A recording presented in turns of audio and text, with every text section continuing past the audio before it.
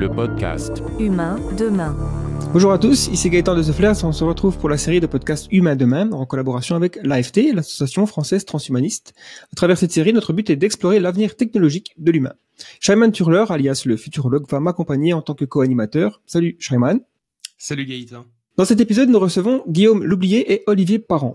Et la première question que je vais vous poser, c'est si vous pouvez vous présenter succinctement votre intérêt, background, et sur quoi travaillez-vous en ce moment. Je vais peut-être commencer par Guillaume. Bonjour à toutes, bonjour à tous, merci beaucoup. Écoutez, moi je suis artiste et je m'emploie depuis quelques années à proposer des traductions artistiques des questions qui animent l'actualité technologique en m'intéressant à la dimension philosophique et éthique de ces thématiques. Voilà.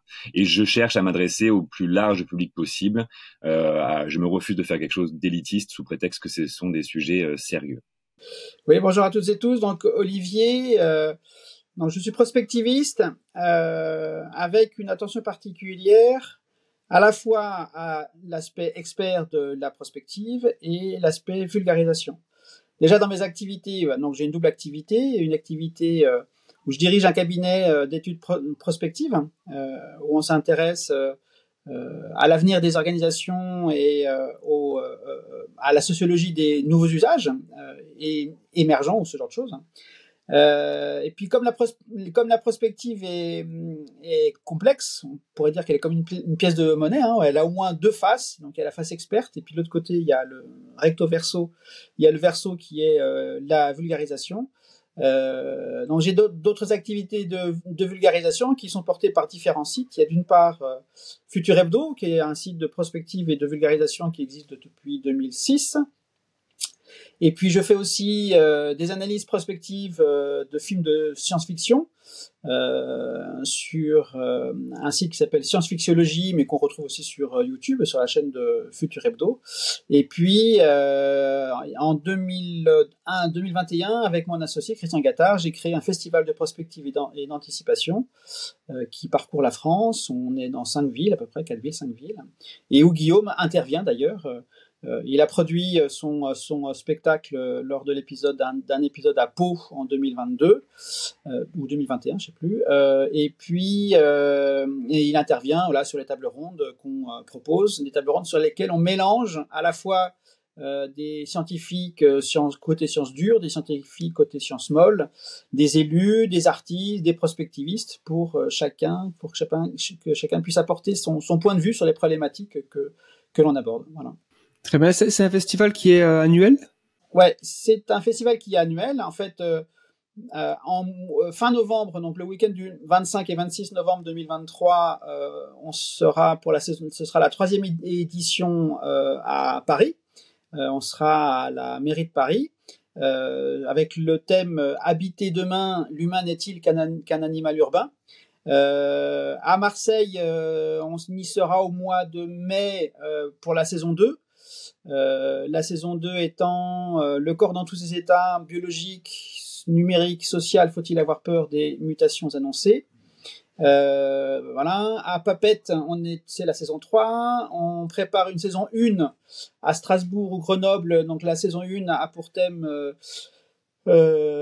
faut-il sauver le vaisseau Terre. Voilà. En fait, à chaque fois qu'on arrive dans une ville, on commence notre cycle de saison en saison 1, saison 2, saison 3, et on prépare une saison 4 pour donc 2024-2025 qui sera autour de l'intelligence artificielle avec comme pitch Computo Ergo Sum.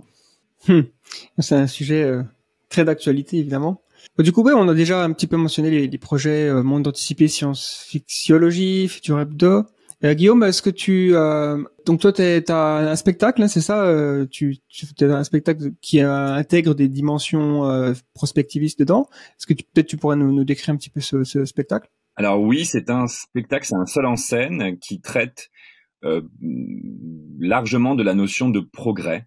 Le progrès est-il nécessairement technologique ou est-ce que le progrès doit-il être corrélé aussi au progrès humain avec nos capacités à communiquer les uns avec les autres, avec nos capacités à prendre soin de notre vie intérieure?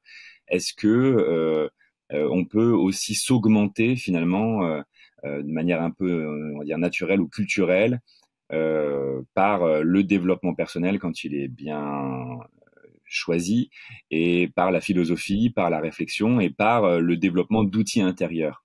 Et voilà, j'ai voulu mettre en parallèle, en rivalité, parce que là c'est vraiment deux scientifiques qui sont rivaux et qui se battent finalement le destin du monde, d'un monde dans lequel les émotions sont supprimées à coup de pilules. Alors rien d'original, mais néanmoins là on parle effectivement de technologie et du destin des émotions, de notre humanité, et jusqu'à parler de l'amour de la technologie jusqu'à l'augmentation humaine avec voilà, l'hybridation homme-machine, et un personnage qui incarnerait par exemple l'association française transhumaniste, avec tout ce qu'elle représente, tout ce qu'elle défend, tout ce qu'elle veut promouvoir, et ce qu'elle encouragerait au niveau des gouvernements à développer comme technologie, comme autorisation, de s'augmenter, de recourir à des augmentations et de s'autoriser finalement à disposer librement de son corps et de son esprit. Donc voilà, et moi ce que j'aime dans ce spectacle, c'est que on s'amuse aussi, il y a pas mal de folie, moi j'aime bien ne pas m'emmerder dans la vie, donc je vais être sur scène à m'amuser, et j'aime bien m'adresser à la jeune génération, aux jeunes générations, et aussi aux moins jeunes, et c'est très fédérateur, et ça me plaît beaucoup de faire des représentations scolaires, de faire des représentations dans des cadres comme celui d'Olivier, des cadres plus spécifiques, de niche, où on va avoir affaire à des passionnés ou des très grands curieux mais déjà bien cultivés, et puis aussi des personnes qui ne sont pas du tout initiées à ce genre de sujet, et que j'ai rencontré par exemple au Festival d'Avignon, et qui sortent de là en se disant waouh, mais c'est quoi ce truc, j'ai pas pensé à ça, et c'est convaincant dans les deux parties, et voilà, ça me fait vraiment ultra kiffer. Et là en ce moment je suis en train d'écrire le prochain spectacle qui s'appelle Le Transhumaniste de Saint-Tropez, et là j'aborde pas la notion de progrès, mais j'aborde la notion de conflit.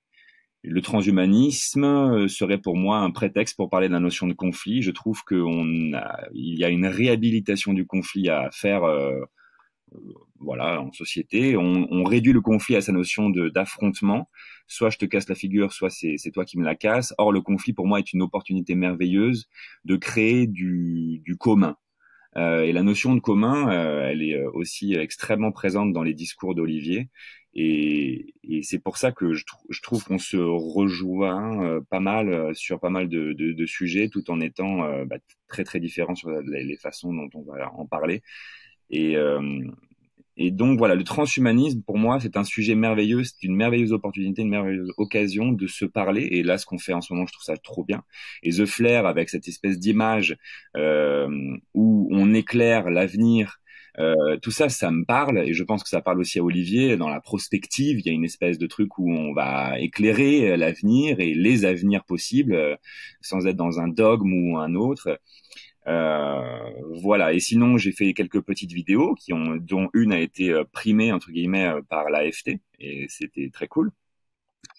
Et puis, là, j'ai été sollicité récemment par le Grenier à Sel, un lieu spécifique à Avignon pour être l'artiste qui va travailler avec des jeunes en réinsertion sociale sur une exposition sonore et sur les mêmes sujets. Donc, enfin, les choses se construisent de manière très artisanale, mais par contre, ça a de plus en plus de sens. Et moi-même, je suis très obsédé par ces sujets de transhumanisme, de pas transhumanisme, sans avoir vraiment d'avis sur ces questions-là. Mais elles m'obsèdent toujours autant, et j'ai beau creuser, je me rapproche de plus de savoir, mais est-ce que je me rapproche d'une vérité? C'est très très compliqué. Je veux dire, je pense qu'on pourrait commencer en France par définir le transhumanisme, ce serait déjà pas mal. Ouais, du coup, Guillaume, comme tu le disais, tu es obsédé maintenant par le transhumanisme. Je me demandais du coup d'où te venait cette obsession. Comment est-ce que tu as commencé à t'intéresser à ça? Quelle est ton histoire avec le transhumanisme?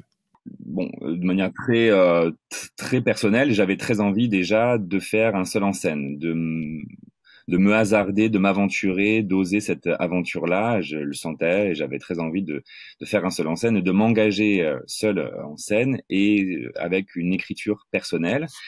Moi, j'ai été formé au théâtre par des grands monsieur du théâtre avec vraiment cette dimension extrêmement traditionnelle, limite un peu chelou sur les bords humainement, mais vraiment avec une exigence de dingue. Des monstres, un monstre comique, Michel Saillard, et un monstre plus classique, Jean-Laurent Cochet, avec aussi ses professeurs qui travaillaient avec lui à cette époque-là. Je les mentionne parce qu'ils sont tout autant extrêmement exigeants et puissants. Et bref, moi le théâtre, c'est pour dire des trucs. C'est quand on monte sur une scène, on dit des trucs. Alors on n'est pas en train de se vouloir changer le monde, mais néanmoins on peut vouloir apporter quelque chose. Donc je voulais m'inscrire dans le monde autrement qu'au travers du simple divertissement, et donc je sais pas que j'ai cherché des sujets, mais c'est que j'ai toujours été intéressé par la philosophie et par le développement personnel. Voilà, moi le fait de parler avec vous là, ça n'a rien de simple pour moi, ça me coûte, je pense que ça coûte à tout le monde, mais j'ai fait du théâtre parce que j'avais peur de parler en public, et j'ai moi-même en fait créé mes propres outils intérieurs pour évoluer dans la société et puis pour me faire une place. Donc le développement personnel, l'accroissement de sa propre puissance, de la portée de ses actions et de la puissance de ses actions, c'est quelque chose que j'ai expérimenté, que j'ai moi-même optimisé, moi-même exploité. Et quand je suis tombé sur un débat où on pouvait optimiser l'être humain par la technologie, et où il y avait un philosophe qui disait mais non, en fait la mort donne du sens à la vie, vous êtes dépressif, voilà, les transhumanistes sont des dépressifs, et je vulgarise à mort, hein, je suis désolé.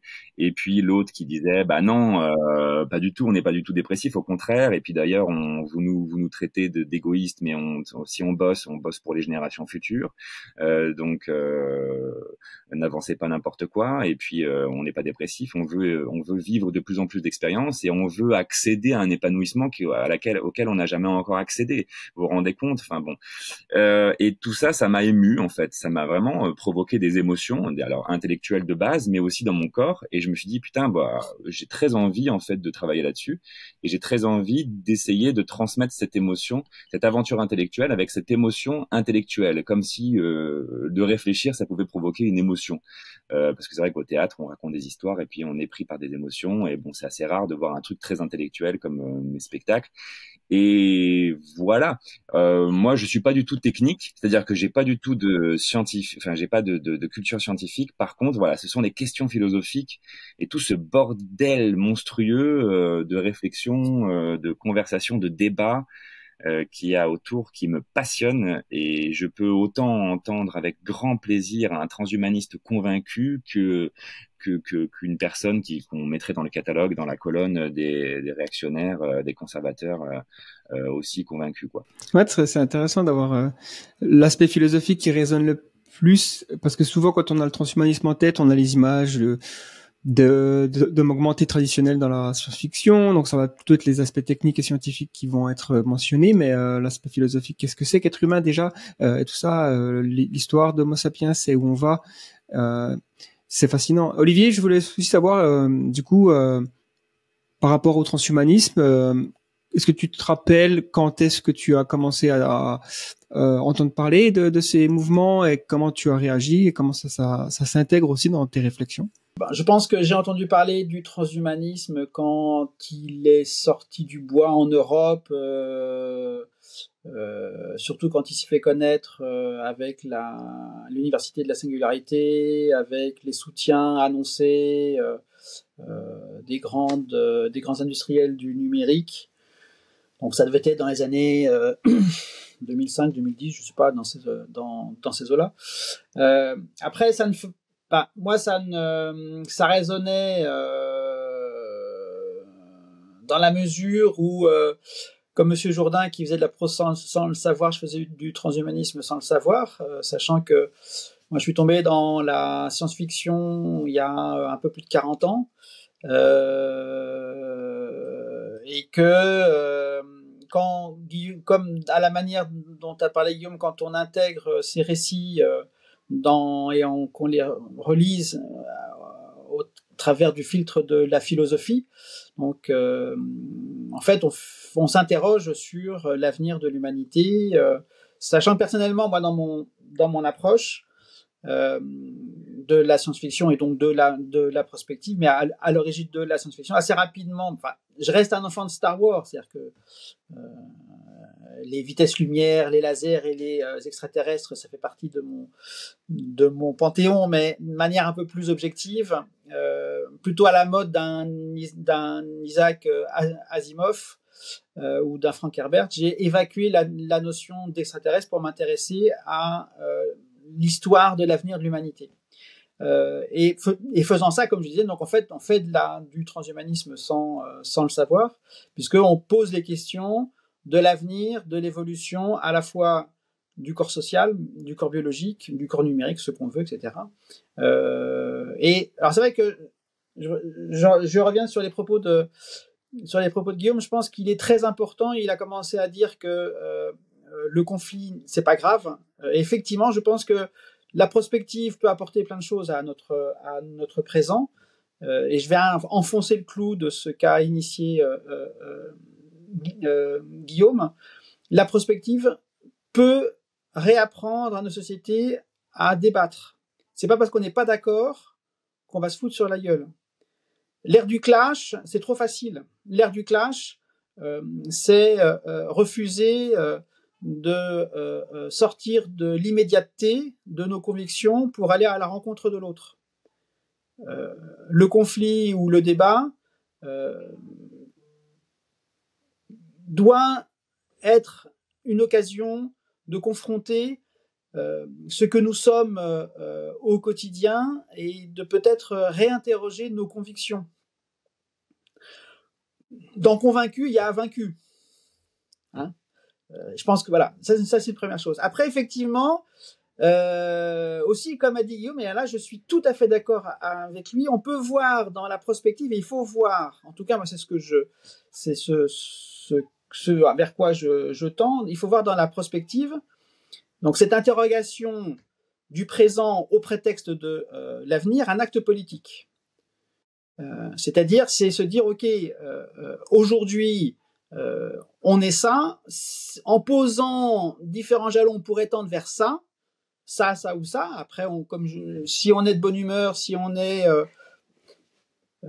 enthousiaste, on va aller dans une branche de l'avenir de l'humanité plutôt qui tend vers une forme d'utopie. Si on est de moins bonne humeur, si pour X raisons on a des éléments négatifs dans notre vie, peut-être qu'on va voir plutôt, qu'on va se dresser dans une branche plutôt pessimiste et dystopique de l'avenir de l'humanité. Donc ça, c'est la dimension politique, mais parce qu'il y a de la philosophie effectivement dans toute cette approche, objectivement, effectivement, ça m'interroge. C'est-à-dire que chacun, quand on se lance dans cette aventure, peu importe qu'on se revendique transhumaniste ou de la prospective ou de la philosophie, c'est s'interroger du projet que l'on veut pour sa propre vie. Donc il y a à la fois une dimension politique, une dimension intime, et il y a une dimension de générosité, c'est ce qu'on est en train de faire, qui est cette dimension de vulgarisation, et d'inciter nos concitoyens à ne pas se contenter de l'immédiateté consumériste dans lequel nos sociétés cherchent à nous enfermer pour capter notre pouvoir d'achat, mais à interroger ce présent pour savoir vers quel avenir on peut se diriger. Et ça, c'est de la politique. Et c'est vrai que le conflit, la conversation d'une manière générale, le débat, c'est la seule chose qui empêche la violence finalement, parce que quand on parle plus, et qu'il y a on va dire, deux visions du monde différentes, si la conversation n'existe pas, la seule l'évolution possible, c'est le conflit violent du coup. Vu que vous êtes un prospectiviste professionnel, j'ai envie de vous demander quelle place accordez-vous au transhumanisme, aux considérations transhumanistes de manière générale pour les décennies à venir? Est-ce que quand une entreprise vient vers vous pour vous demander de faire un projet prospectiviste, je sais pas exactement comment ça se passe d'ailleurs, ça serait intéressant d'en discuter. À quel point les différents l'arbre technologique transhumaniste se dessine et que vous puisez comme ça dedans. Peut-être avant de parler de l'arbre, on va peut-être parler du tronc. Alors, il y a des moments où je peux être assez critique à l'égard du transhumanisme, où sur certains points, je trouve la démarche transhumaniste, teintée d'une forme de naïveté. Une naïveté qui est technocentrée, une naïveté qui oublie peut-être certaines réalités sociologiques, entre autres l'hétérogénéité des populations humaines.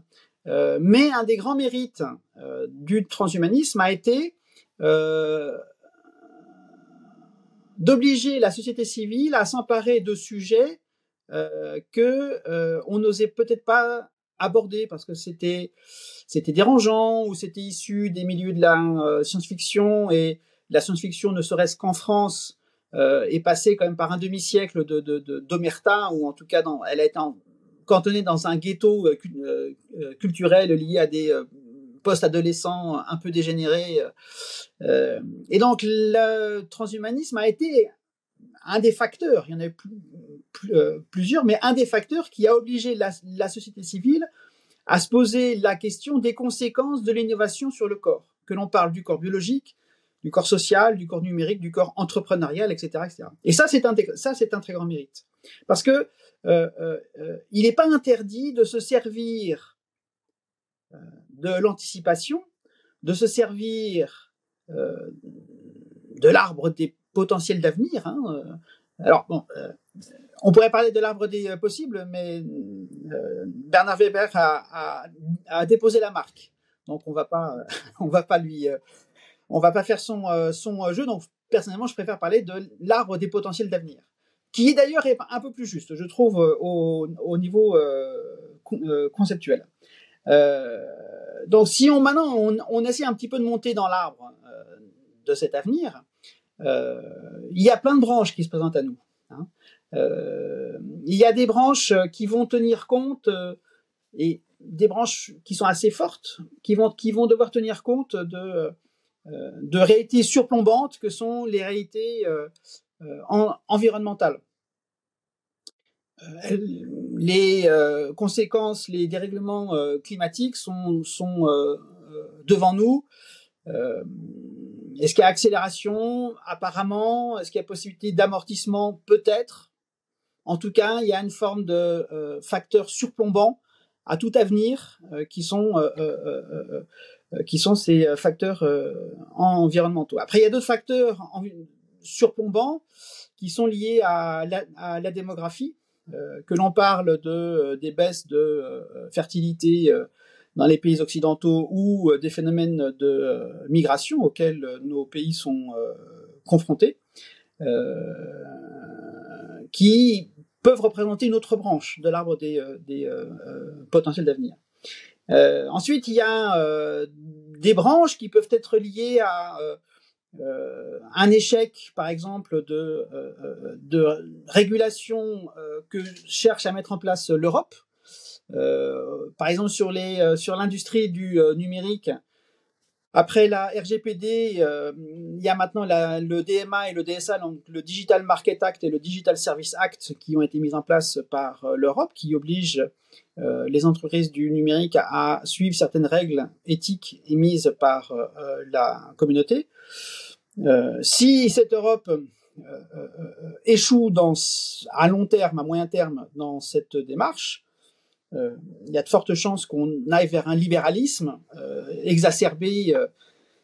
Donc il y a un certain avenir qui se précise. Si l'Europe arrive à tenir sa place, eh bien c'est un autre avenir donc on change de branche. Et je pourrais comme ça en décrire plein de branches. Mais par exemple, il y a des choses qui sont très importantes je trouve, à tenir compte quand on parle de l'avenir, quand on parle de l'impact de l'innovation sur le corps. C'est d'être attentif à, comme je disais plus tôt, tenir compte de l'hétérogénéité des populations humaines. On a beau être techno-enthousiaste, on a beau aller vers une approche solutionniste au travers de la technologie, Il n'empêche que ce qui fait la nature humaine, c'est que je suis différent de chacun de vous qui est ici connecté. Donc j'ai un rapport au réel qui est différent. J'ai un niveau de vie qui est différent, j'ai une histoire qui est différente, et donc je vais avoir une perception du réel et de l'innovation qui est différente. Et c'est cette différence qui compte. Et c'est cette différence qui va faire que peut-être j'adhérerai ou je rejetterai les propositions technocentrées ou transhumanistes. Et c'est pas parce que je les rejette que je dois devenir un sous-citoyen. Or, dans l'enthousiasme des transhumanistes, comme ils ont peut-être une tendance à essentialiser le réel social, il faudrait tous qu'on soit dans la même dynamique pour que la société reste cohérente. Or non, ça ne sera jamais le cas. Donc il y a une nécessité de garantir l'hétérogénéité et l'égalité des chances dans cette hétérogénéité. Si on prend par exemple l'innovation que veut mettre en place Neuralink, donc qui est l'augmentation de la mémoire par un implant biomécanique, enfin informatique, donc une interface homme-machine. Mettons-nous dans 15-20 ans, peut-être 30, je ne sais pas. À la limite, peu importe le nombre d'années. Hein. Quand on fait de la prospective, c'est pas le nombre d'années qui compte, c'est les conséquences sur le réel. Mon fils, ma fille, je ne sais qui, ou ma petite fille se présente à un concours. Elle n'est pas équipée, mais dans les candidats, il y en a qui sont équipés. Est-ce qu'il faut déclarer son implant? Ou est-ce qu'on a le droit de dire qu'on n'est pas implanté? Si on ne dit pas qu'on est implanté, est-ce qu'il n'y a pas une rupture de l'égalité des chances, etc., etc. Donc, ce qui m'intéresse, c'est ça en fait, c'est ce jeu intellectuel, ce sont ces exercices de pensée où on prend une éventualité et on essaie de tirer la ficelle pour voir jusqu'où on va et qu'est-ce qui pourrait ressortir de particulier et qui nous interroge dès aujourd'hui. Parce que c'est dès aujourd'hui qu'on doit prendre les décisions qui construiront ou pas tel ou tel avenir.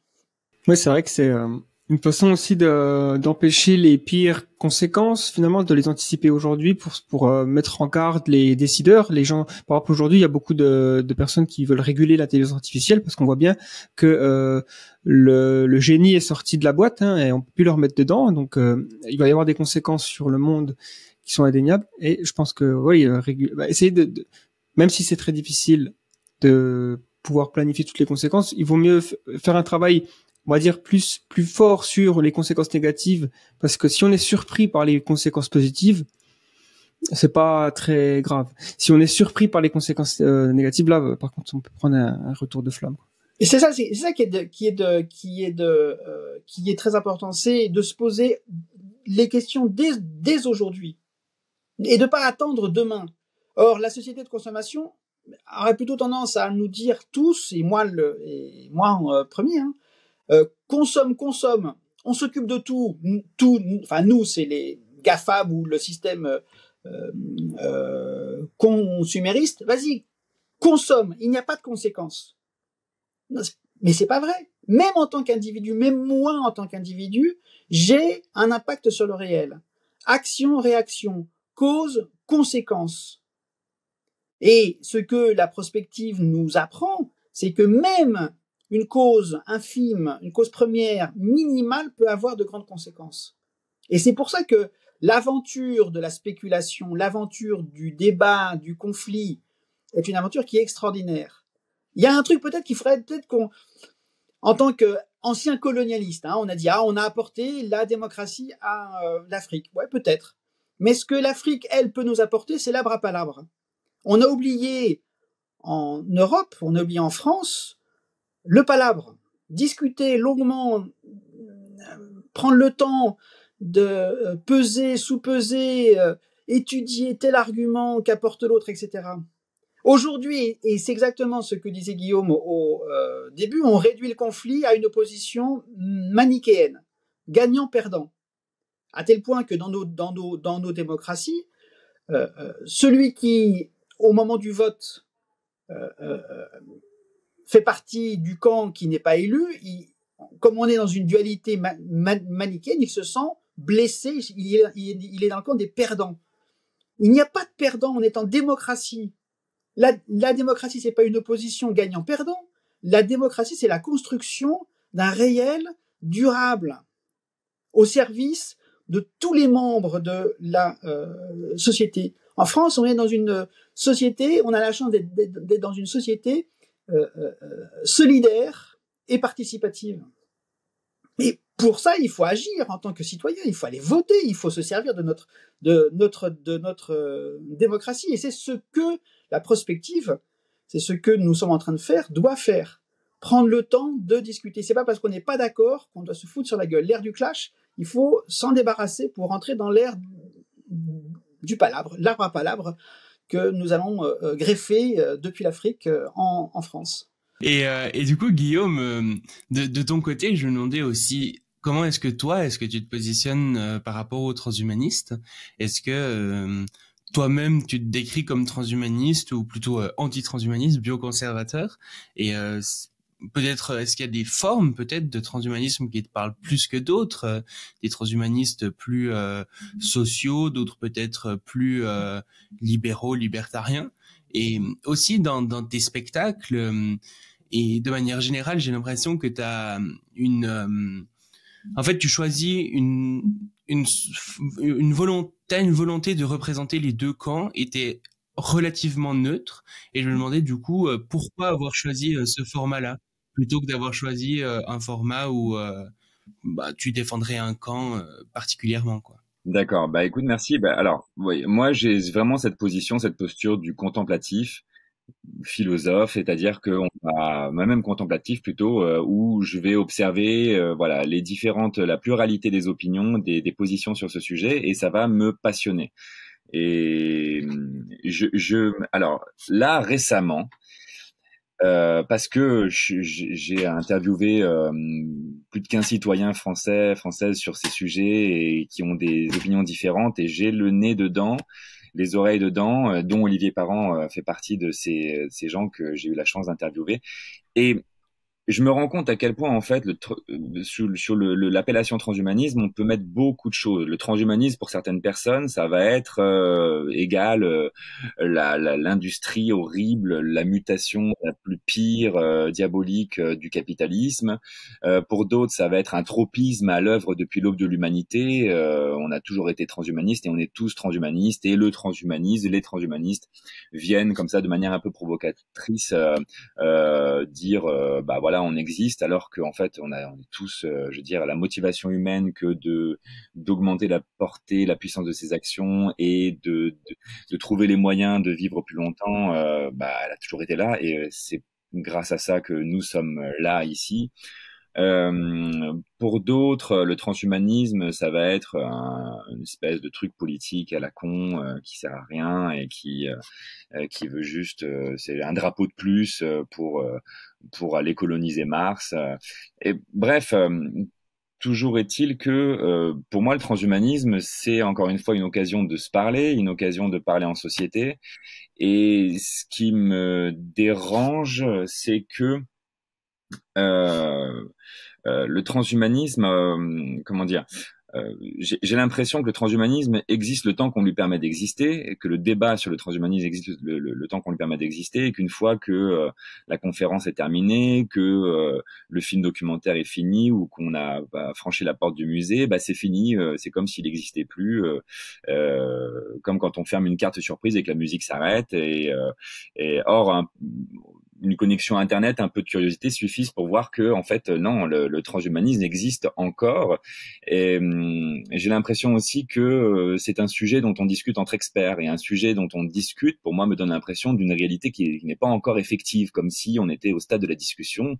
Or, pas du tout. Le transhumanisme, c'est une réalité qui n'en est d'ailleurs pas au stade de sa conception, mais bien à celui de son développement. Je veux dire, il y a des gens aujourd'hui qui sont biohackers, qui se modifient, qui trouvent des outils sur Internet et qui roulent ma poule, on se transforme en cobaye, et on milite pour une science ouverte, pour que les progrès de la science ne restent pas entre les mains des États et des multinationales. Et ce qui m'intéresse, moi, c'est de dire, c'est pas un projet, c'est une réalité. Et, en Suède, il y a plein de gens qui se sont mis une puce sous-cutanée pour faciliter des gestes du quotidien. En France, on a accepté, autorisé les recherches sur le soldat augmenté, même si le pays reste assez réservé sur les modalités de cette augmentation, qui refuse les augmentations, les modifications génétiques. Il ne l'exclut pas un jour si d'autres pays l'envisageaient. On se modifie. La SNCF a utilisé des exosquelettes pour certaines de ses employés pour faciliter pour augmenter la productivité et puis améliorer les conditions de travail.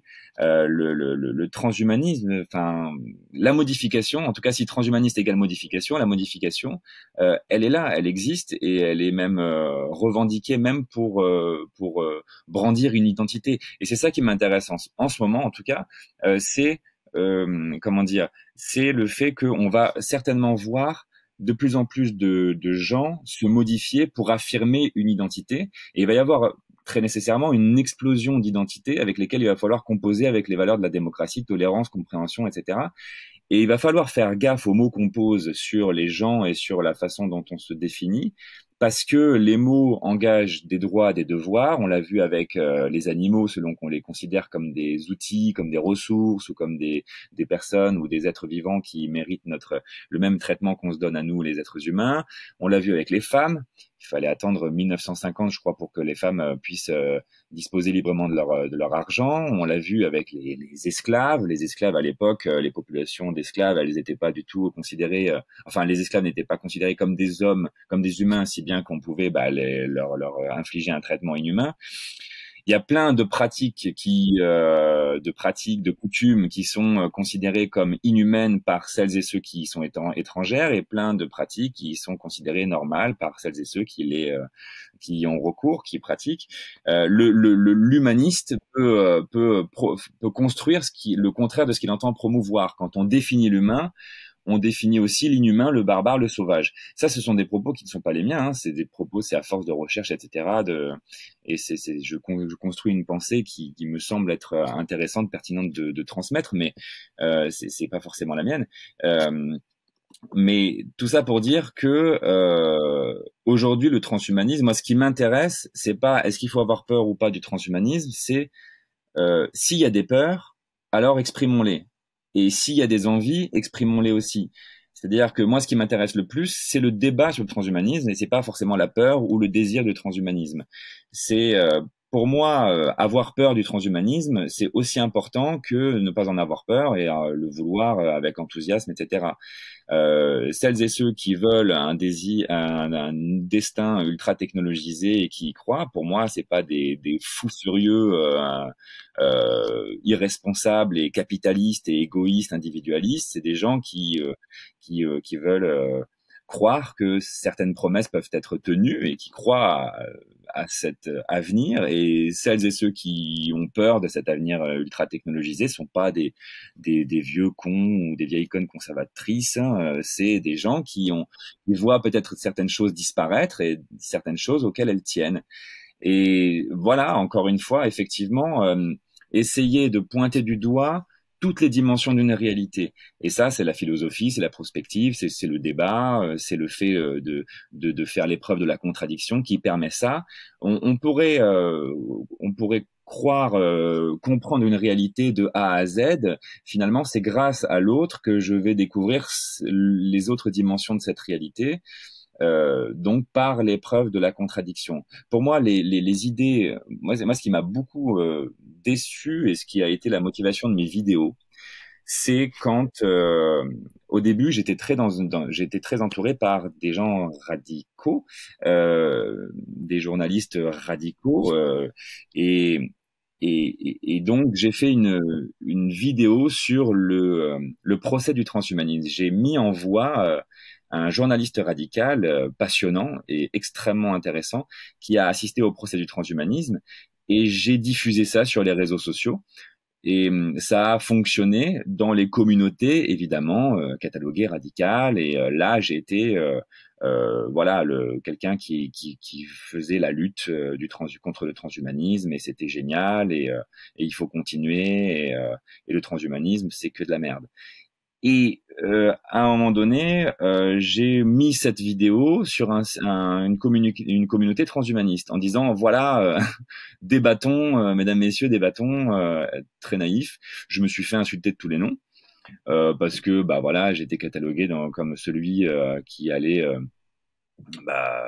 réduire le transhumanisme à cette dimension-là, et c'est pas ça. Le transhumanisme c'est plus que ça. Il y a encore un énième trou de balle qui réduit tout et qui a peur et gna gna gna gna, avec en plus de ça. Et c'est effectivement, la vidéo était construite de telle manière parce que pour moi, il fallait représenter le ton du journaliste, et donc bah il y avait un espèce de truc un peu comme à la télévision avec des voix qui font peur, etc. Mais c'était pour les besoins de fidélité à ce texte-là. Et puis après, je me suis dit, mince, je l'ai pris très mal parce que je suis sensible, et je me suis dit, merde, putain, c'est fait chier, quoi. Des communautés aussi intéressantes soient-elles, les idées aussi intelligentes soient-elles, aussi pertinentes soient-elles, pour moi, elles ne sont inutiles si elles ne circulent pas. Et les communautés, bah, comme son nom l'indique, c'est des communautés, elles ne se parlent pas entre elles, et elles se font la guerre. Et les gens vont s'auto-entretenir dans leurs idées, etc. Et ouais, et on est intelligent, et on a raison. Et mais pour moi, voilà, faire société, la démocratie, comme le disait Olivier, c'est faire société. Faire société, c'est être en face de quelqu'un, ne pas forcément être d'accord, mais on n'est pas obligé d'être d'accord, on n'est pas obligé de s'aimer, mais on doit faire l'effort de se comprendre. Et voilà, je sais plus où je voulais en venir, mais j'ai dit tout ça. C'est génial. Ça arrive des fois de partir en drift, mais c'est super intéressant. Ça nous permet aussi de. Moi, je savais pas du coup, ouais, cette anecdote que tu avais commencé par faire une vidéo plutôt antique transhumaniste. Et c'est bien d'avoir aussi ouvert ton esprit. En fait, ouais, il faut vraiment aller voir là les vidéos qu'a fait Guillaume, parce qu'elles sont effectivement, il faut pas prendre une vidéo en tant que telle, c'est-à-dire que c'est pas pareil. Il faut pas être essentialiste, c'est-à-dire qu'il faut pas réduire la démarche de Guillaume à une seule vidéo, parce que dans chaque vidéo, il s'autorise une liberté, il s'autorise une ironie, ou il s'autorise un décalage qui permet effectivement de se dire ah oui effectivement j'avais pas vu ça, j'avais pas pris le temps de voilà. Et alors bon, peut-être qu'il a donné le bâton pour se faire battre, hein. Peut-être que tu as donné le bâton pour te faire battre, mais en n'envoyant qu'une seule vidéo.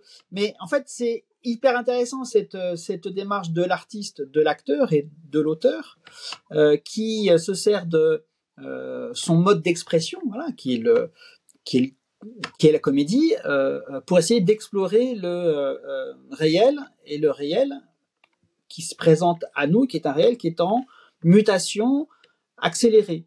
Parce qu'en fait, ce que fait Guillaume, c'est essayer de donner à ses auditeurs des éléments pour appréhender un réel dans lequel les mutations, les innovations, les changements, les bouleversements s'enchaînent les uns après les autres.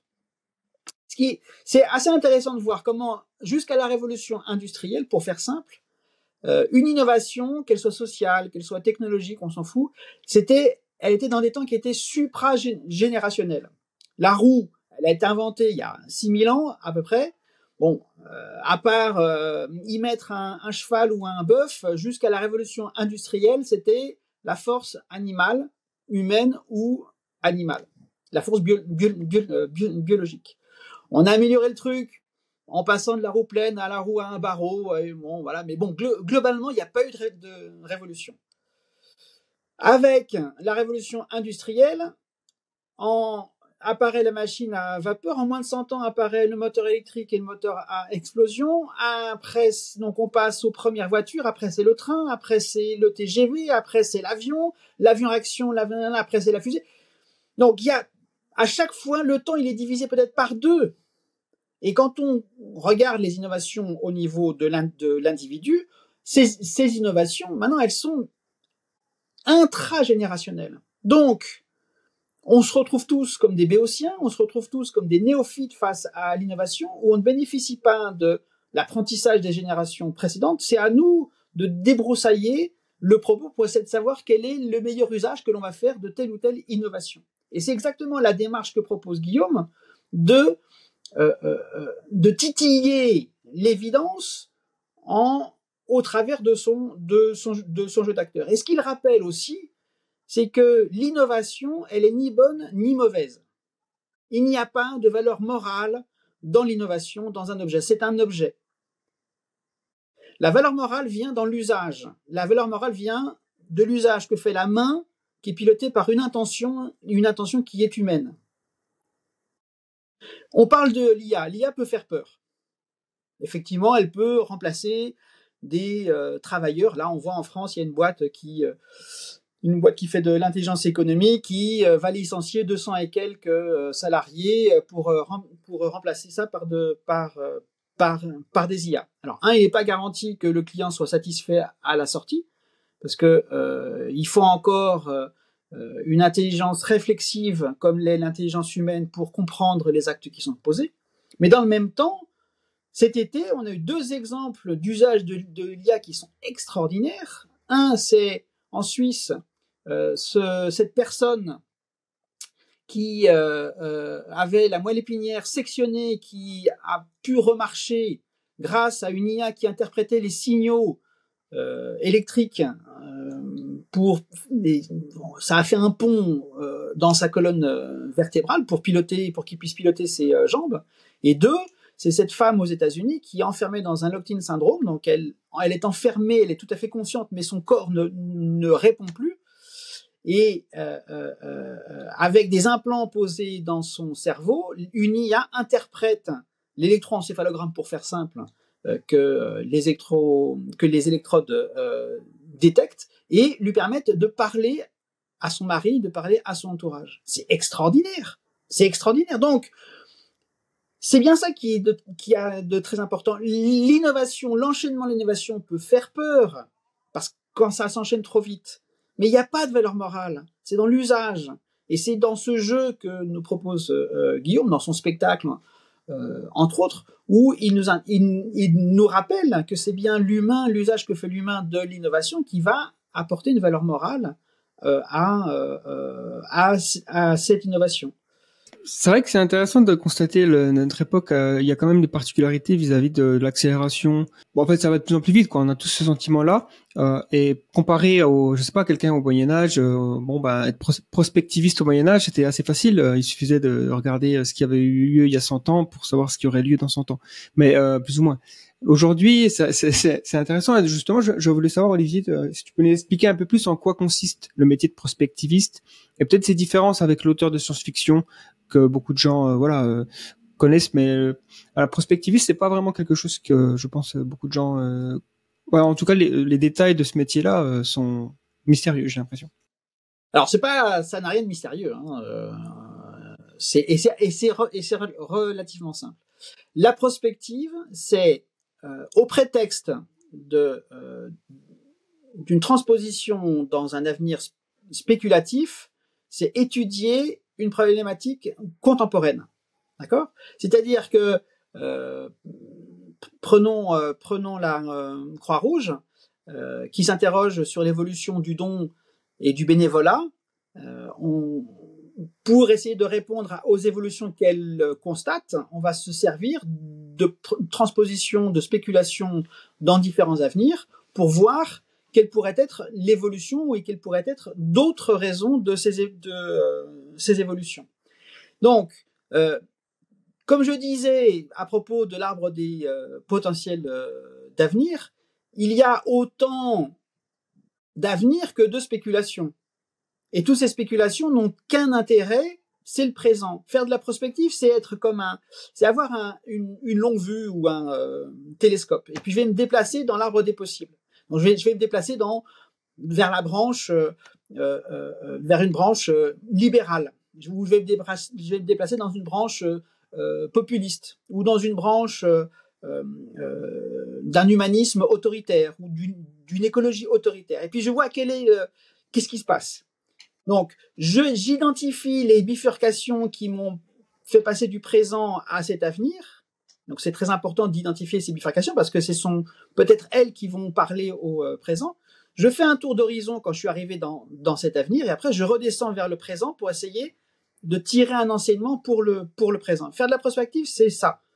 Ce qui fait que moi, je peux défendre une branche de l'avenir des possibles comme une autre. Parce que c'est pas l'avenir, moi, qui m'intéresse. Ce qui m'intéresse, moi, c'est le présent. Et c'est ça qui est de très important. À la différence de l'auteur de science-fiction qui va, en tant qu'artiste, va revendiquer, va mettre ses tripes, va mettre toute sa sensibilité au service de sa narration, le prospectiviste ne penche pas pour telle ou telle autre branche. Par contre, il permet de faire ressortir des éléments de compréhension, des aides à la décision pour le présent, pour l'encadrement, pour le management, Alors après, il y a différents types de prospectives. Il y a des prospectives très opérationnelles, on va dire à la mode anglo-saxonne, qui sont globalement issues de la démarche du Manhattan Project qui a, durant la Seconde Guerre mondiale, permis d'arriver à la bombe atomique. C'était assez simple, c'était on a tel problème, on a une possibilité, c'est cette arme qui théoriquement est très puissante, on met tout en œuvre pour y arriver. Aujourd'hui, c'est quoi? C'est par exemple, on a un très bon exemple, c'est la DARPA. C'est exact, elle fait de la prospective technologique opérationnelle. Je veux tel outil, démerdez-vous pour créer le pont du présent vers cet avenir dont on aurait besoin. Donc, c'est une démarche qui est le présent part à la conquête, le présent construit l'avenir. Il y a une autre démarche qui est une démarche européenne, française, née de la démarche, de la pensée de Gaston Berger, où on n'est pas tant sur un côté opérationnel et industriel que sur la construction d'une société qui est souhaitable. Mais à chaque fois, c'est la même démarche, c'est dans le présent, j'identifie un avenir qui est souhaitable, qu'est-ce que je vais mettre en œuvre pour atteindre cet avenir qui est souhaitable? Quels sont les ponts que je vais bâtir? C'est une démarche c'est un vecteur dont le point de départ est le présent et qui tend vers un avenir. Il y a une autre démarche qui, depuis une vingtaine d'années, a été mise en place, entre autres, par l'UNESCO, mais il y a plein d'autres personnes qui la font, cette démarche, c'est ce qu'on appelle les littératies du futur. Donc les littératies du futur, c'est identifier les compétences que le présent doit acquérir pour rester compétent face à l'avenir. Un avenir qui demeure de l'ordre de l'incertain. Donc des compétences pour les individus comme pour les organisations. Et à ce moment-là, on s'aperçoit que c'est une autre démarche. Autant la prospective opérationnelle ou sociale partait à la construction de l'avenir, autant les littératies du futur tiennent compte du fait que l'avenir est de l'ordre de l'indéterminé, par contre s'impose de rester compétent face à cet avenir. Pour un individu, je ne sais pas, ça peut être de l'ordre de compétences informatiques pour ne pas tomber dans l'électronisme, c'est peut-être savoir faire son pain ou réparer je ne sais quoi. Pour un État, peut-être c'est de garder des lignes téléphoniques RTC, alors qu'en France, on est en train de toutes les démonter. S'il y a un blackout numérique, sans ligne cuivre, on va faire comment? C'est peut-être aussi garder les ondes FM, alors qu'on est en train de passer sur la TNT. Je ne dis pas qu'il ne faut pas aller vers la TNT, je dis juste quelles sont les compétences qu'il faut que je conserve en tant que société pour rester agile, pour rester compétent, pour rester agile face à l'indétermination de l'avenir. Et moi, exactement. Voilà. C'est l'ordre de la résilience. Et moi, je préfère moi, ce qui m'intéresse, alors je peux faire de la prospective opérationnelle, il n'y a aucun problème, mais je préfère philosophiquement la démarche des littératies du futur qui explore toute la variété, toutes les branches, toute l'arborescence des potentiels d'avenir et qui essaie d'identifier quelles sont les compétences que le présent, individu et organisation doivent acquérir. Rill Miller, l'ancien prospectiviste de l'UNESCO, a une phrase qui est très forte. Il dit « Le présent n'a pas à coloniser l'avenir », et je pense qu'il utilise le mot de colonisation à propos, c'est-à-dire pour bien nous faire tilter, mais il a à s'y préparer. Le présent n'a pas à coloniser l'avenir, mais il a à s'y préparer. On peut rapporter rapprocher son propos de Ancionas, donc philosophe allemand qui a écrit un bouquin qui s'appelle Le principe responsabilité, qui évoque cette notion de la responsabilité du présent à l'égard de l'avenir. Du coup, selon toi, c'est quoi le rôle finalement que peut jouer la science-fiction dans la société et puis dans la création du monde de demain Je pense que Guillaume va pouvoir y répondre parce qu'il est auteur de science-fiction à part entière avec son spectacle. Moi, très rapidement, je dirais que la science-fiction peut offrir aux individus et à la société des espaces d'échange. C'est-à-dire que si j'ai une problématique et que j'arrive pas à faire parler les différents intervenants, en me servant de la prospective, je peux créer un espace d'échange, donc qui est un espace qui est culturel, qui est narratif, dans lequel, eh bien, tout d'un coup, les gens qui ont peut-être du mal, de manière opérationnelle, à se parler, vont pouvoir échanger autour de la thématique de la science-fiction. La science-fiction, c'est aussi un excellent moyen de vulgarisation. C'est-à-dire que Guillaume a très bien parlé, a évoqué les problématiques autour du soldat de demain, est-ce qu'il sera augmenté mécaniquement, génétiquement. Bon, il y a plein d'opportunités qui vont se présenter.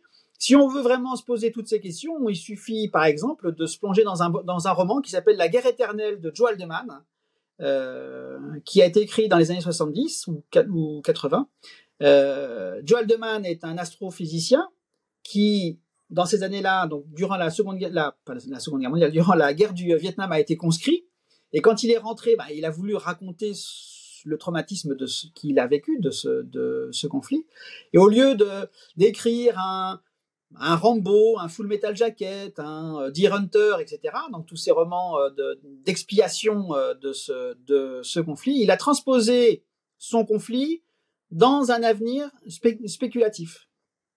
Comme il est astrophysicien, il connaît très bien son propos, donc il va écrire avec une forme sous le coup près du réel. Il s'autorise qu'une licence créative. C'est pour aller vite, très loin. Il plonge dans des trous noirs, dans des collapsars qui permettent comme ça de se déplacer très rapidement d'un point à l'autre de la galaxie. Mais comme on va très vite, il se passe des déplacements temporels par rapport au temps sur la Terre. Son roman, il est extraordinaire parce que là, tout d'un coup, on touche du bout du doigt tout ce que on peut nous raconter. Oui, est-ce qu'on peut faire du conditionnement, est-ce qu'on peut toucher au corps, est-ce qu'on peut l'augmenter, là, le mec, il raconte dans des combats dans l'espace. Si je suis blessé à la main, pour pas que ma combinaison se dépressurise, il y a une herse, clac, qui va me couper le poignet, mais qui sauve le corps. Si je suis blessé à l'avant-bras ou à la cuisse, j'ai une herse qui me coupe ici ou en haut de là. Mais au moins on sauve le corps. Le mec il est carré, voilà. Donc ça permet comme ça de toucher du bout du doigt, dire oui on pourrait faire ci, on pourrait faire ça. L'auteur, l'artiste de science-fiction, lui il va franco, il pousse sa logique jusqu'au bout et permet comme ça au lecteur de rentrer. Et c'est ce que Guillaume propose dans son spectacle. Et j'ai hâte de voir son prochain spectacle, le transhumaniste de Saint-Tropez, j'en jubile d'avance. Oui, Guillaume, peut-être aussi, si tu peux réagir sur le rôle de la science-fiction dans la société. Ce que toi, tu souhaites faire avec la science-fiction, avec les outils de la science-fiction et tes inspirations peut-être aussi, ce que tu apprécies dans le genre. Alors la science-fiction, non, je peux pas trop parler de science-fiction. Je peux parler de théâtre, effectivement, du rôle et de la puissance du théâtre. Moi j'avais aussi un autre projet qui parlait de rap et de poésie, et ça mettait en scène en fait la dispute des anciens et des modernes, et ça occasionnait aussi des magnifiques débats avec les jeunes. Et moi, ce que j'adore faire avec mon spectacle, c'est proposer un espace de divertissement avec des personnages barrés qui vivent des situations émotionnelles très intenses, et ça nous fait rire parce que je fais pas l'économie de boutade, de burlesque, et puis j'aime bien jouer avec ce rythme comique. Et puis j'apparais comme ça, comme un comédien, enfin j'espère, en tout cas très humble, modeste, et qui permet en fait après la pièce, tout d'un coup, de créer quelque chose avec le public où on est vraiment d'égal à égal. Et on est des humains qui chercheront donc à parler de sujets sérieux qu'on a vulgarisés le temps d'une pièce. Et j'espère avoir donné certaines clés pour au moins faire émerger un début d'opinion personnelle ou en tout cas initier une réflexion. Et là, on se parle. Et après le spectacle, souvent, je propose une médiation d'action culturelle sous forme d'atelier débat et je propose en fait aux lycéens et même aux collégiens à partir de la 4e, eh bien, de s'approprier ces questionnements et au lieu d'en faire un objet de réflexion un peu lointain, qui serait un objet de réflexion pour avoir une bonne note parce que tout d'un coup le professeur de philosophie ou de littérature a dit qu'il fallait qu'on parle de transhumanisme, eh bien là, moi, j'interviens en leur demandant vraiment ce qu'ils en pensent, vraiment dans leur subjectivité, en se demandant par exemple, voilà, si ton copain vient te dire bah voilà, j'ai envie de me mettre des ailerons comme l'artiste Munoz pour capter les variations météorologiques. Est-ce que qu'est-ce que t'en penses? Est-ce que et puis quel mot tu emploierais pour le définir? C'est quoi? C'est un mutant? C'est un mec chelou? C'est un transhumain? C'est un non-humain? Et de fil en aiguille, de questionnement en questionnement comme ça, qui permettrait de s'approprier personnellement avec leur subjectivité ces questionnements, se pose la question finalement en filigrane de c'est quoi être humain aujourd'hui? Et j'aime bien cette enquête un peu sociologique ou psychologique, ou je sais pas comment on pourrait l'appeler, de savoir, de sonder en fait chez les jeunes âgés de tel âge en 2023, qu'est-ce qu'ils mettent derrière leur sentiment d'humanité. Et j'introduis en disant par exemple que chacun enfin il y a des par exemple, Natasha Vitamore, qui est transhumaniste aux USA, voit son corps comme un assemblage de fonctionnalités qu'on peut modifier à loisir. Changer un élément de son corps, c'est pas changer son humanité. Elle, son sentiment d'humanité n'est pas soudé à un corps qu'on ne touche pas ou que la nature lui aurait donné. Ray Kurzweil va encore plus loin. Ray Kurzweil, pape du transhumaniste aux USA aussi, va considérer que eh bien l'identité humaine ne réside pas dans le fait d'avoir un corps et que si au contraire c'est l'affirmer encore plus que de quitter le corps parce que pour lui être humain c'est une énergie, une motivation d'aller toujours au-delà de nos limites et donc une conscience humaine dans une machine, bah, ce serait toujours être humain. Et voilà, et je leur demande, je les projette modifiés. Voilà, vous vous êtes modifié par obligation ou par désir, peu importe. Vous vous êtes couplé avec un dispositif électromécanique ou vous vous êtes modifié génétiquement. Est-ce que vous avez le sentiment de perdre votre humanité, une partie ou la totalité de votre humanité, ou est-ce qu'au contraire votre humanité reste inchangée ou voire même renforcée? Et est-ce que vous avez besoin de prendre d'autres paramètres en compte pour répondre à la question? Est-ce que vous avez besoin de savoir si cette modification a été imposée ou non? À savoir, est-ce que l'humanité, être humain, c'est être libre de ses choix? Est-ce que vous avez besoin de savoir que votre modification, elle est visible ou pas du tout visible? À ce moment-là, être humain, c'est encore avoir le profil anatomique type de l'humain. On peut dire qu'un humain est un humain à partir du moment où il ressemble à un humain. Etc., etc. Et encore avec cette distinction augmentation-réparation, est-ce que vous avez besoin de savoir si votre modification a été dans un cadre thérapeutique ou au contraire dans un cadre amélioratif pour avoir un avantage que la nature ne vous aurait pas donné, mais qui est accessible par la science. Et en fait, il n'y a pas de bonne ou de mauvaise réponse. Il y a leur réponse. Et moi, ce que j'aime vivre dans ces moments-là, c'est que chacune va s'exprimer en fait depuis son positionnement le plus spontané et va faire entendre en présence des autres qui auraient peut-être une idée différente. Et là, tout d'un coup, j'ai le sentiment qu'on crée quelque chose que j'adore, qui s'appelle la tolérance et qui n'est absolument pas un mot, une coquille vide, et qui est pour moi le ciment de notre société, dont on parle depuis le début de notre conversation, et qui fait acte à tous les quatre ensemble. Voilà. Ça, c'est pour moi la force du théâtre, et c'est la force du théâtre tel que je l'aime et tel que je le pratique aujourd'hui. Génial. Et du coup, est-ce que tu pourrais nous faire un petit speech de ton prochain spectacle? Oui, carrément. Alors c'est un spectacle pour le coup qui va être nourri pour le coup de choses extrêmement concrètes, tangibles.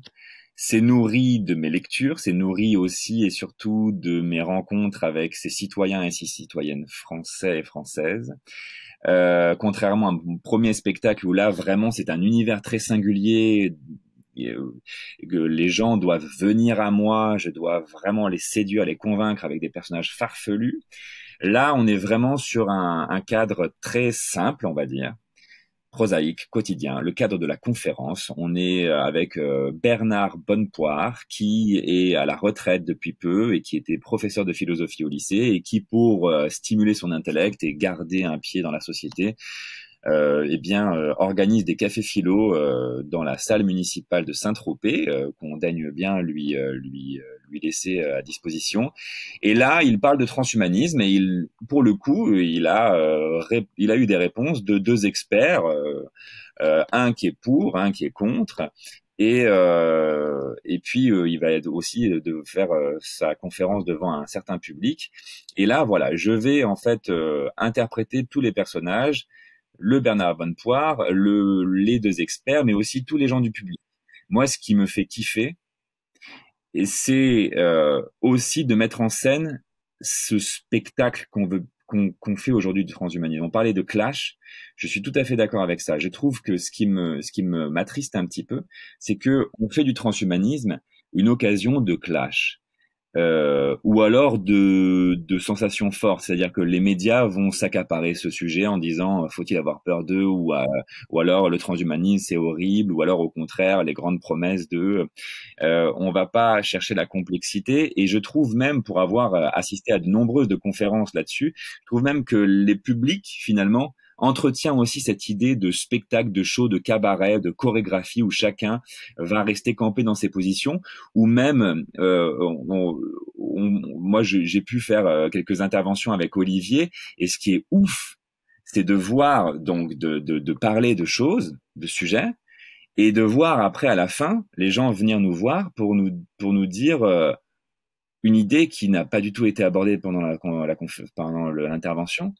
Mais en fait, les gens sont encore au stade où ils ont des idées préconçues et ils ont besoin de les exprimer, et c'est très bien, mais on est tous un peu comme des personnages de théâtre.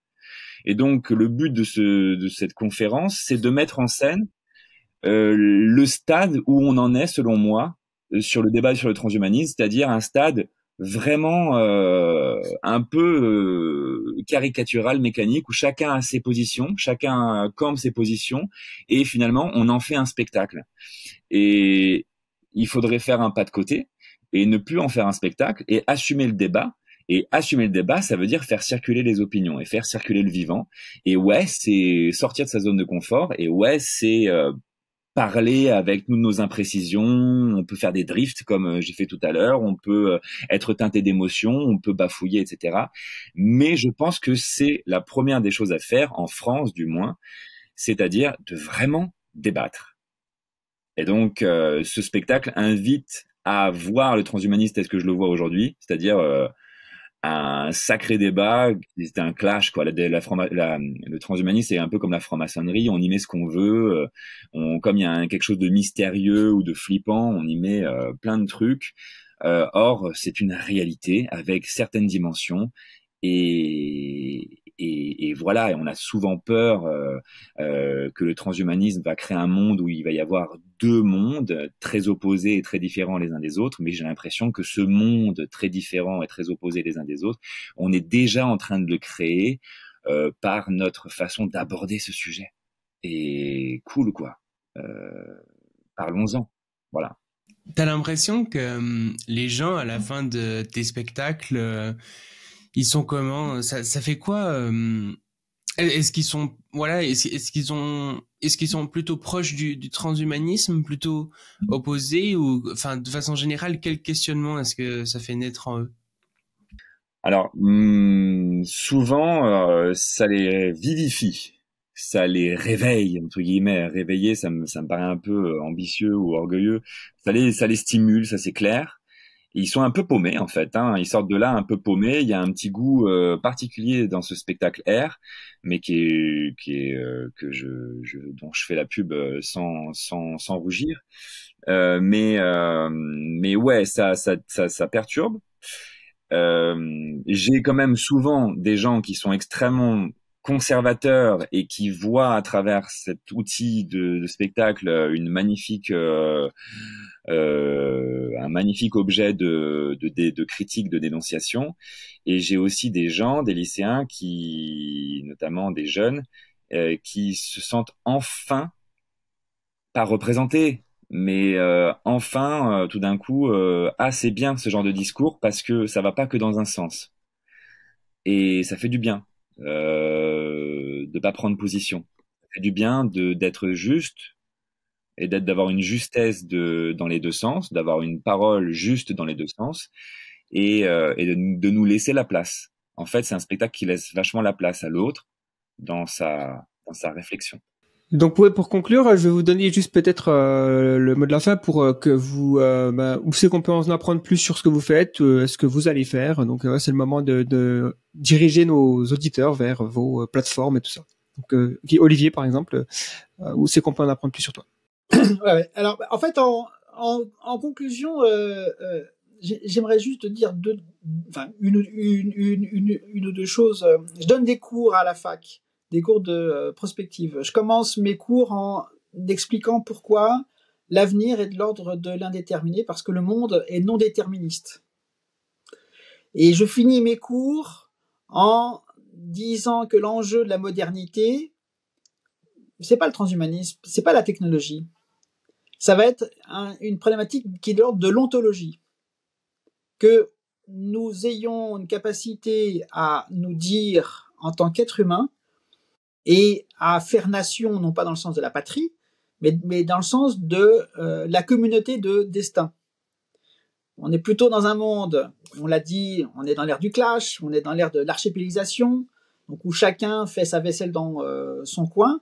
Or, il va falloir, parce que le monde est non déterministe, il va falloir que nous trouvions dans le présent les moyens de nous parler et de faire communauté de destin en tant qu'être humain, peu importe la pluralité que pourra prendre les formes d'humains.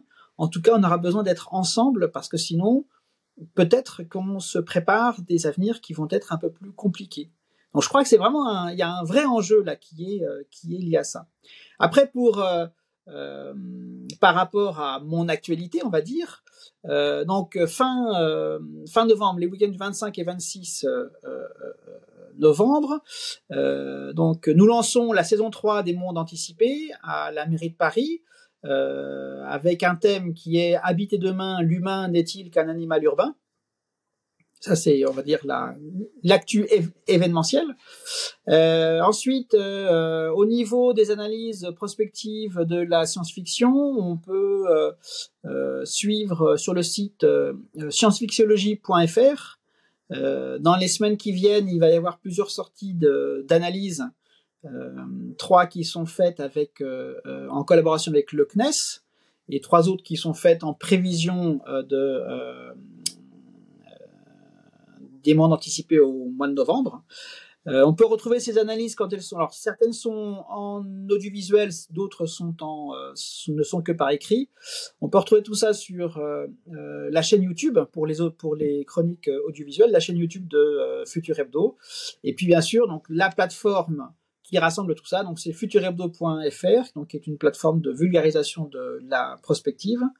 Et là, si pour les plus fans, on va dire, il y a un lien qui mène vers le comptoir prospectiviste, donc qui est notre cabinet d'études en prospective, qui là s'adresse à des professionnels, donc qui peuvent être des institutions comme le CNES, qui peuvent être des entreprises privées comme Keolis, ou comme je l'ai dit plus tôt, des associations comme la Croix-Rouge française qui dès aujourd'hui se disent voilà, il y a des problématiques, est-ce qu'on attend d'être au pied du mur ou est-ce qu'on prend le temps de s'interroger dès aujourd'hui sur les moyens de compréhension, les moyens d'aide à la décision qui sont à notre disposition. La prospective, pour finir, c'est mon dernier mot, la prospective est un acte politique, j'en suis convaincu. C'est un acte politique qui permet à chacun de se réapproprier le présent et qui est un moyen de sortir du déterminisme dans lesquels on peut être enfermé par différents facteurs, des facteurs qui sont psychologiques, des facteurs qui sont stratégiques, qui sont marketing. La prospective permet de sortir des ornières dans lesquelles on peut nous inciter à rester braves gens. Ne réfléchissez pas, surtout ne réfléchissez pas. Laissez-nous prendre toutes les décisions. Non, la prospective permet, et c'est exactement ce que fait Guillaume dans ses spectacles, permet de donner aux gens, permet une collecte des gens d'éléments qui vont pouvoir intégrer et construire comme ça leur opinion, et une opinion plus construite et plus nourrie, et pas simplement dans une immédiateté. Les étudiants que j'ai à la fac, à la fin du cycle, donc je donne un cycle le plus long est d'une petite trentaine d'heures, ils viennent à la fin, ils me disent merci, au travers des temps qu'on a passés ensemble, on est sorti d'un rapport viscéral à l'avenir, où on comprend pas ce qui se passe, à un rapport peut-être un peu plus objectif. On a bien compris que c'est pas tout rose, il y a du travail qui est à faire, mais la prospective nous a montré qu'on peut avoir un rapport un peu plus objectif aux avenirs qui se présentent. Et c'est en ça où c'est de la politique. Parfait, très bien, merci beaucoup en tout cas. Et en tout cas, tous les liens que tu as mentionnés seront dans la description. Et je pose aussi la même question à Guillaume, où c'est qu'on peut en apprendre plus sur toi et te suivre? Alors moi, pour le mot de la fin, donc je vais citer Carl Sagan. La science est une chose trop importante pour être laissée entre les mains des seuls savants. C'est vraiment une citation qui est mon moteur, et c'est une situation que j'ai découvert grâce à Science Critique, un site de critique de science que je recommande vraiment vivement. Et je citerai aussi La Fontaine. Le monde est vieux, dit-on, cependant il le faut amuser comme un enfant. On n'est pas sur Terre pour se faire chier. Venez voir mes spectacles. On va s'amuser, et tout en réfléchissant. Il y a donc le spectacle R et le spectacle prochain, le Transhumaniste de Saint-Tropez, qui seront toujours, je pense, régulièrement suivis de débats. Il y a des actions de médiation culturelle. Il y a, j'espère, des interventions de plus en plus fréquentes ou des synergies avec Olivier Parent et les mondes anticipés, je l'espère sincèrement. Et toutes les synergies possibles et imaginables. J'ai un rapprochement avec le comité d'éthique consultatif français.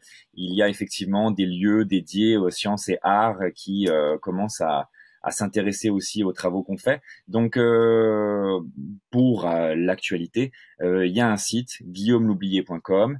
Il y a une chaîne YouTube, mais bon, je viens d'être papa depuis 6 mois, et cette chaîne YouTube, il n'y a pas énormément de choses. Néanmoins, il y a quand même une petite activité.